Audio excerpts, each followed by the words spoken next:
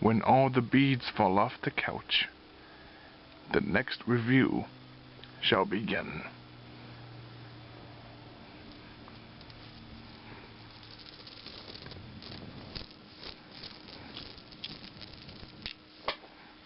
Just like spaghetti.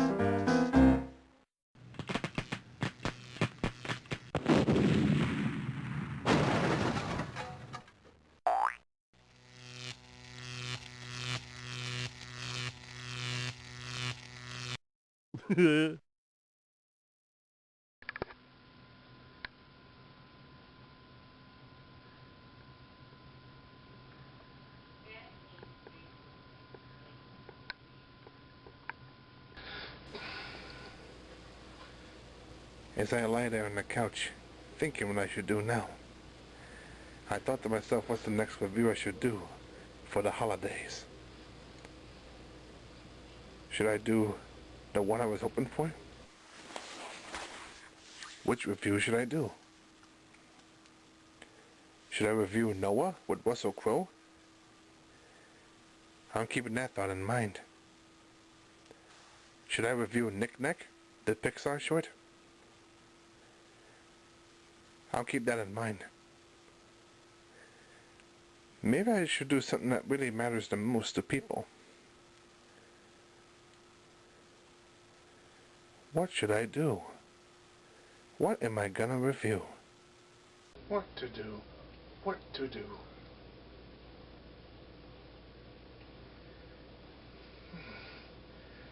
Should I talk about the presents? Should I talk about Santa? I wish I can say there's something good on right now, on the TV.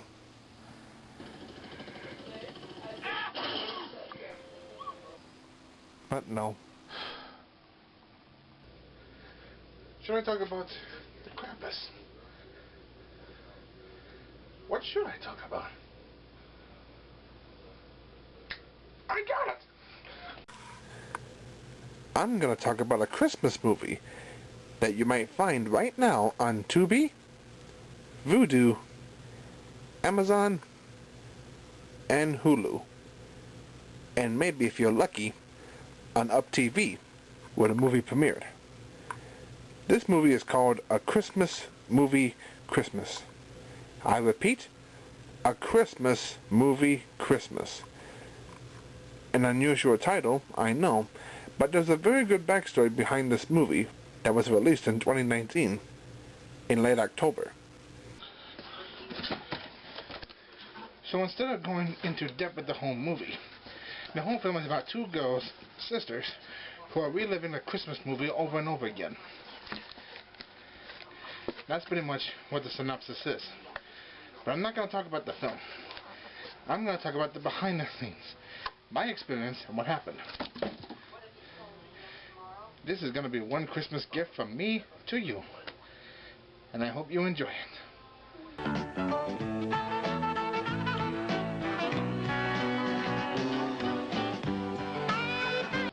Now let's see. I think it's best I move to a different location.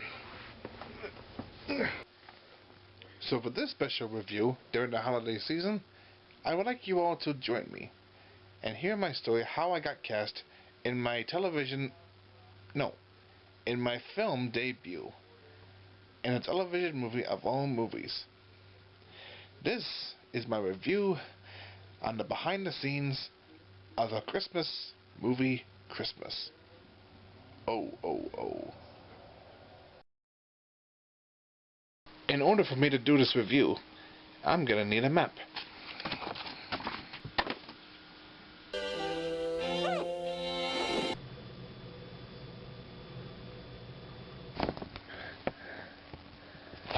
Let's see now. And I think it's right here.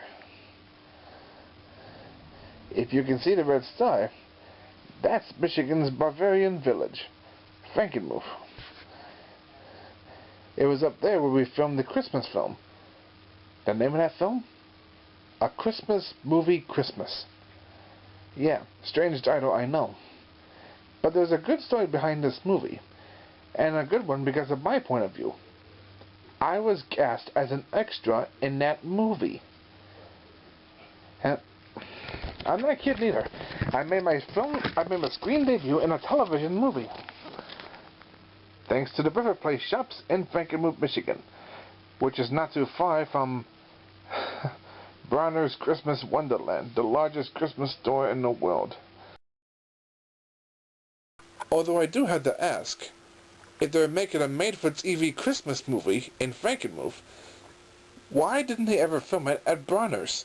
Because, you know, the world's largest Christmas store? It would have made sense, right? But then again, I digress. This was the place we filmed at. The River Place Shops, Frankenmuth, Michigan.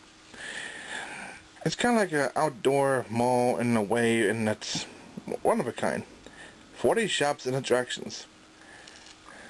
Very unique, if I may say so myself. And we filmed inside this place. What are the odds? See now. Here's the River Place, all flattened out. And here's where the film takes place.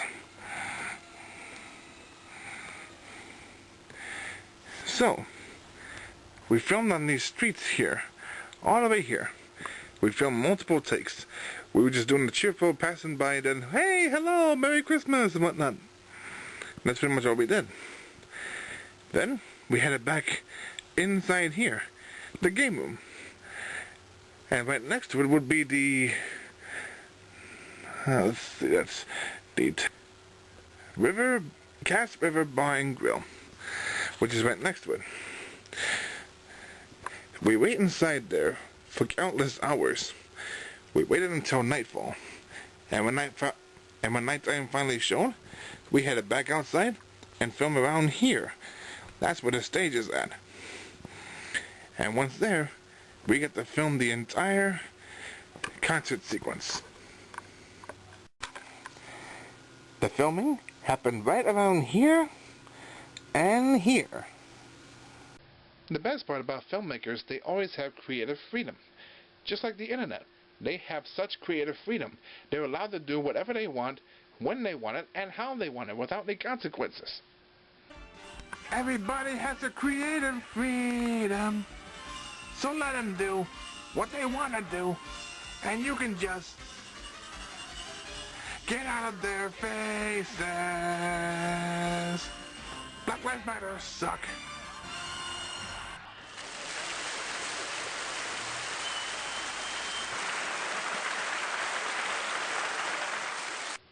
Although, I do need to say this.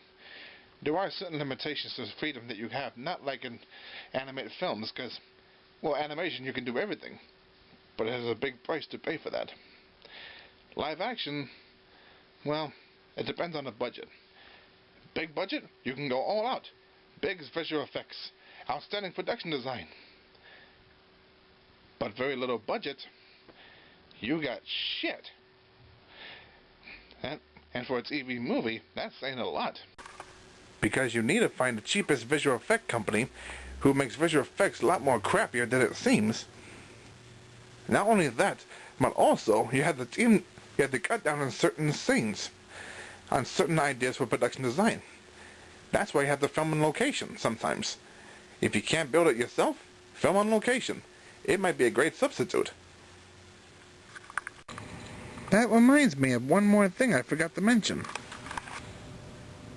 Since it was the middle of March where we were filming, everything was melting, and rain was falling, so there was hardly any snow left on the ground, or ice.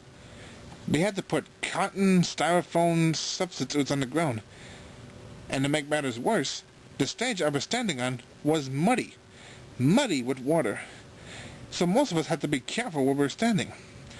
They got a plastic sheet down to cover the whole thing and prevent us from slipping. Well, we were lucky that none of us slipped. I didn't even slip either. So yeah, fake snow in the middle of March, partially rainy day.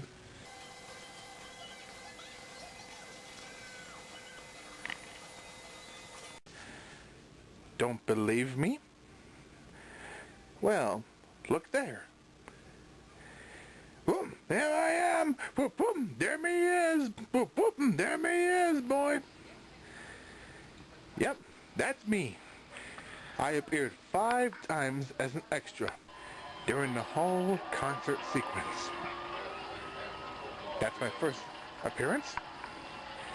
Here's my second. You can clearly see my face. My third. My fourth. Look how tall I am compared to the crowd. And my fifth and final appearance, you can see me wearing oven mitts. One red, one green. Perfect way for me to make the holiday scene. A Christmas movie that they love to watch over and over again. Ho ho ho! This is a special twist to it. Santa Claus asked this one girl for a wish. And little does she know, he took her into the movie that she loved to watch every Christmas Eve. And now they're reliving the whole film for themselves. This email I got from the casting crew on March 12, 2019, Tuesday, 12:38 p.m. Apparently we rocked on March 11th. That's the day we shot the scenes. The director asked me to see if you all come back March 13th at 6 p.m. If you can come back out, please wear the same outfit. Which, honestly enough, I didn't. I was there for just one day and that was it.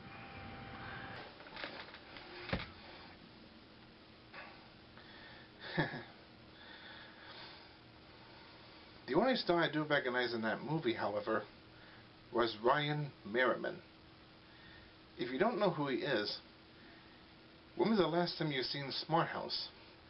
Or maybe The Luck of the Irish? Disney Channel original movies. Maybe even 42. Those 3 movies he starred in. And those first 2 films I really enjoyed as a kid. He was not there at the time of the recording, but I wish he was. Otherwise I would have met him and told him how much his films meant to me as a child.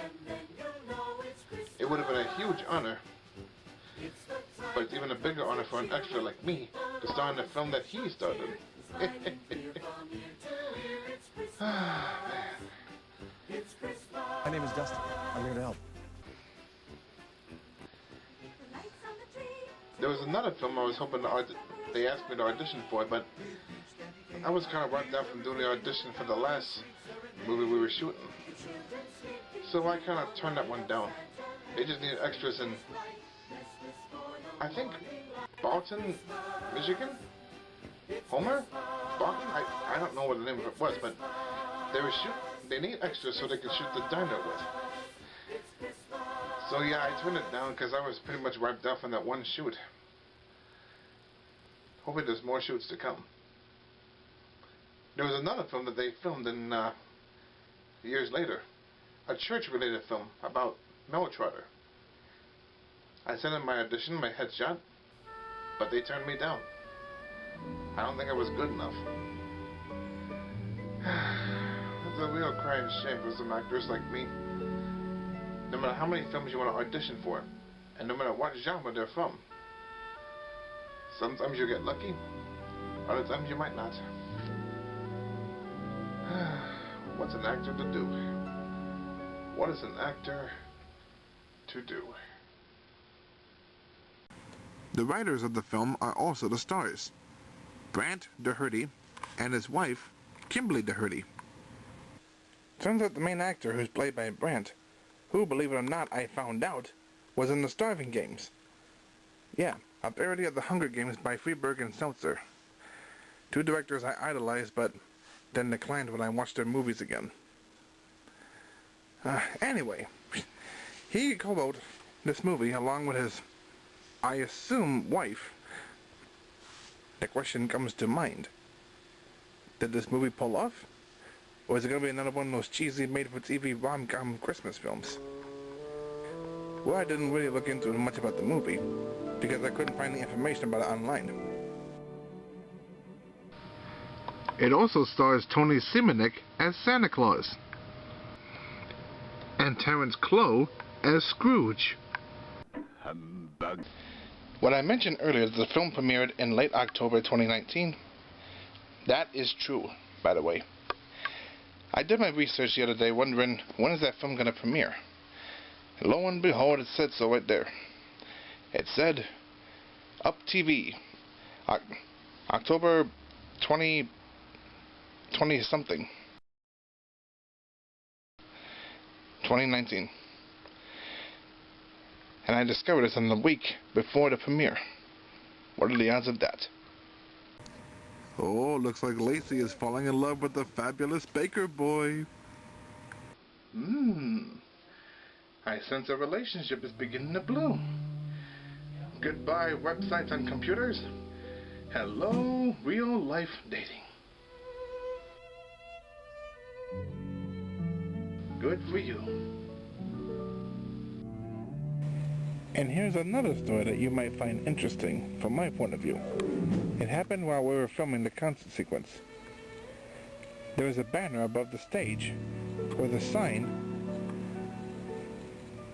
where we were supposed to come down to reveal what was going on. Unfortunately, they released the banner down, but it came down halfway. Like so.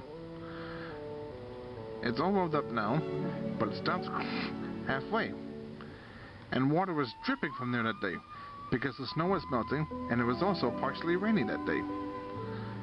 Who'd have thought? I'm surprised it's a blooper that never made it to DVD. If it's gonna be on there, that is. Which I doubt. And it wasn't just this movie, though. There were other times where I heard my name mentioned. Ferris Wheelhouse on YouTube mentioned my name because of a request I made for him when he was doing his Looney Tunes commentary. The Major Lied O'Dawn. This cartoon, this is a request actually, from Big Ben Nemchik. Ben, I apologize if I mispronounced your name there, but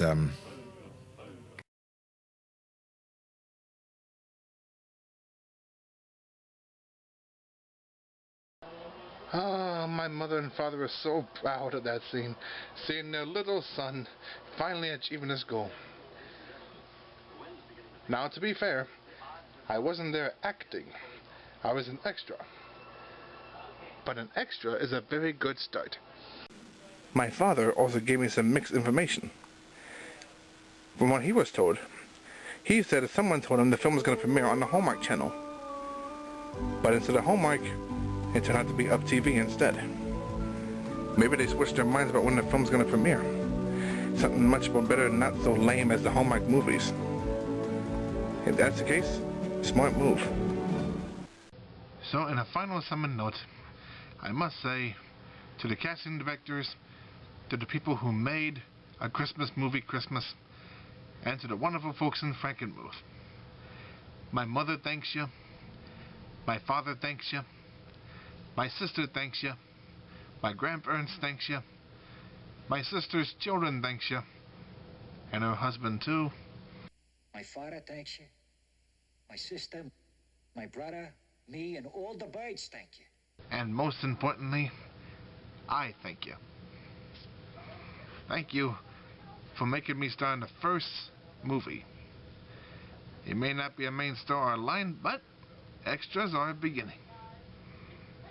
And for all of you out there, I wish you all a very Merry Christmas and a very Happy New Year.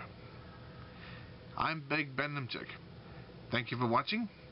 Thank you for listening. Big Bad Ben, out. When the beads fall off the couch, this review is over.